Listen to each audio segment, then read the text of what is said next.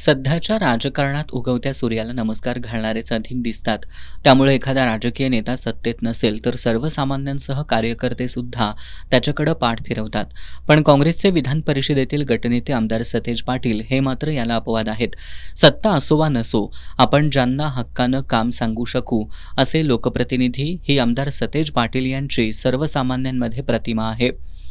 त्यांच्या भोवती सतत दिसणारी ही गर्दी त्याची साक्ष देतीये. प्रत्येकाचं म्हणणं संयमानं ऐकून घेणं आणि त्यातून मार्ग काढण्याची त्यांची भूमिका यामुळंच लोकांना आणि कार्यकर्त्यांना ते अधिक जवळचे वाटतात. आज कोल्हापूर काँग्रेस कमिटीमध्ये असंच चित्र पाहायला मिळालं.